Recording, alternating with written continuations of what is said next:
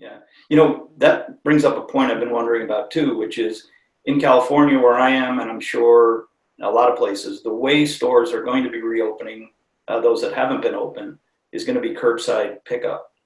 And some stores have been doing that for years in some form or another. A lot of stores have not.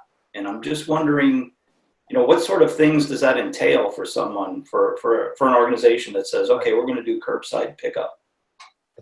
And that's sort of part of the great acceleration is I would, especially the mid to large, have all been thinking about this. How they can fulfill on this. And now it's just like, okay, that 6, 12, 24-month plan, we're doing it in like 6, 12, 24 days right now. Yeah. We're just trying to catch up, and they realize how complicated it is because and what customers expect around it too. Because if I offer curbside pickup, we have a retail chain here in Canada called Canadian Tire, which is one of our largest sort of hardware, sporting goods, iconic sort of an institution.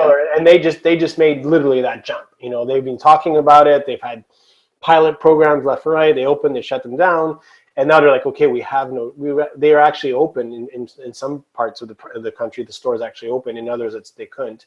But they all wanted to get into the curbside pickup, and I mean, some of it was going pretty smoothly. Other parts was very complex because this comes back to our earlier point around culture and the people and having an appreciation for, okay, I can build out a nice flow chart that shows step by step what has to happen between the moment the person clicks on my website to the moment the product is in their trunk.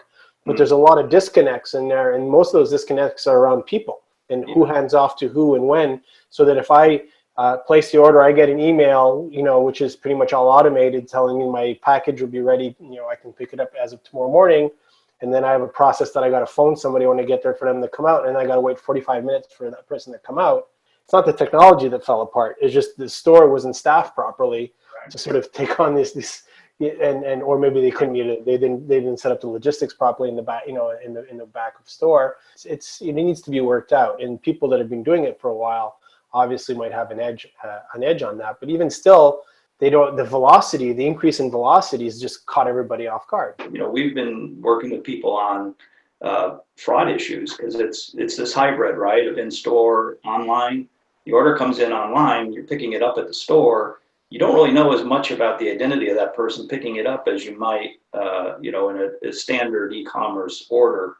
And put on top of that, unfortunately, that you don't want to have a lot of contact between employees and customers. There's a bit of an opportunity there for people who seek opportunity in times of trouble.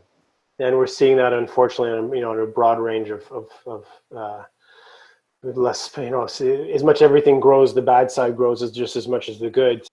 Yeah, and that's where what you guys are doing is so darn important, because one of the things, we talked about this in the past, you and I, is the challenges around e-com are often tied to economic challenges where return rates and things like that really hammer the margins. So, fraud is obviously something that has to be front and center, where yes, I'm ecstatic about the 30% increase or the 50% increase in my e-com numbers, but if I'm getting a 30 to 50% increase in my fraud numbers, I mean, that's, already the fulfillment side is costly, especially now because of just the supply chain issues.